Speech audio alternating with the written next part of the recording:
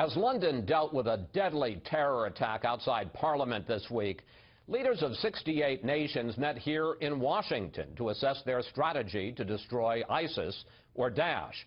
And we sat down for an exclusive interview with one of the leaders of the war on terror, the Prime Minister of Iraq, Haider al-Abadi.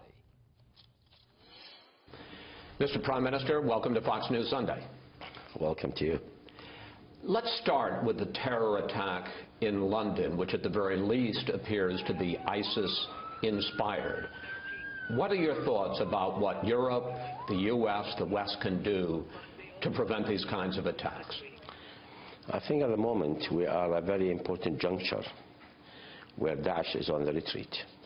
We in Iraq has been killing Daesh, removing them from our land, and we are killing their aim, so that recruits are at minimal at the moment. So what they're trying to do now, they're trying to attract more recruits by doing these acts, criminal acts. We should be focused, we should be concentrated to remove this ugly, dangerous terrorist organization. But you're saying that the success in the Middle East is spawning these attacks in the West. Yeah, for simple reason. It's like somebody is dying who's trying just to flex his muscle the last moment. So the only way forward is to kill their hope, just to finish them.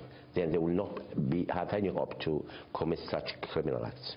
In your meetings this week with President Trump, with the summit of nations that's fighting ISIS, was there any agreement on a new strategy to fight and destroy ISIS in the Middle East? I don't think there's a final version of us agreeing on like a plan, but I've seen that there is commitment from the U.S., especially from the administration, and of course from Congress, to continue to support Iraq and to continue to stay focused on eliminating Daesh. President Trump, at various points over the last year, has talked about having a secret plan to defeat ISIS. Did he share that with you? Well, I don't think he'll share it if it's secret. But I think my belief, as I understood, that plan is not ready yet. It is still in its draft format and still is not there. How close in Iraq, in Syria, how close is ISIS to defeat? Well, in Iraq is there. I think the defeat is sure, is definite. We'll finish the job in a very short time.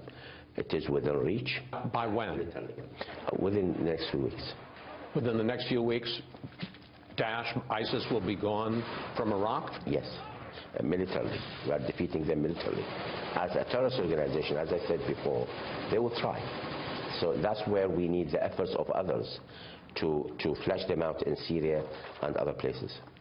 There are now 5,000 U.S. troops in Iraq, and the chairman of the Joint Chiefs, General Dunford, talks about wanting to keep troops in your country for a long time. We have, as has NATO, begun a dialogue about a long-term commitment to grow the capacity, maintain the capacity of Iraqi security forces, but no decisions have been made yet. How many U.S. troops do you want in Iraq, and for how long?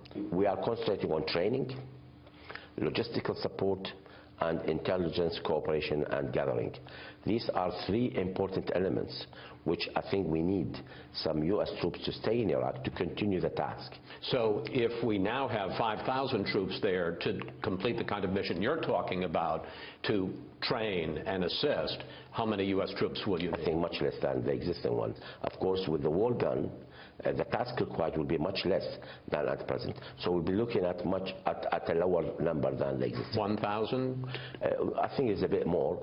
Fighting terrorism is a priority for us, and should be a priority for everybody. I know it's a priority for the United States, but we should be on the same chapter on this. I want to follow up on that. Do you see a difference between President Trump's determination to destroy ISIS and President Obama's? I can see a very powerful determination to defeat Daesh. But more determination with President Trump than President Obama? Well, yes, I can see that determination. President Obama didn't want to get involved in the first place. He just wanted to forget Iraq.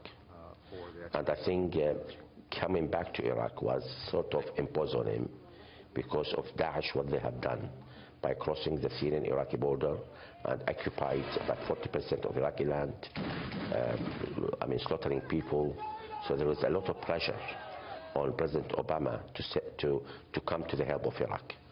Well, I think at the moment there is understanding that Iraq is an ally, and we should keep on working with Iraq to support Iraq to stand against terrorists. During the campaign and even as president, Mr. Trump has talked about taking Iraq's oil as a way to repay the U.S. for all the money we have spent in your country. The old expression, to the victor belong the spoils. You remember I always used to say, keep the oil. So we should have kept the oil. But, okay. Maybe you'll have another chance. One, what do you think of that? And two, did you tell the president directly in your meeting? Yes, I did. I told Mr. President, Iraqi oil is for Iraqis. There is no question about that. Did it upset you that he was suggesting that the U.S. could take your oil? Of course, it upsets every Iraqi. It upsets every citizen. I don't think one should say that. This is a wealth of the country, the wealth of the people. There's no right for any foreign country to take over the wealth of another country. One of the reasons that you came to Washington is because you would like continued U.S. support as you try to rebuild Iraq after the war, after the attack by ISIS. But President Trump announced in his new budget that he's cutting foreign aid by 30%. We are not begging. We have been fighting on the ground, fighting ISIL, Daesh, with our own blood, with our own sacrifices. And this is a danger to the whole world. But we need much more to win the peace rather than winning the war, after winning the war. And this, I think, is a responsibility of all our partners. It shouldn't be just thrown on Iraq.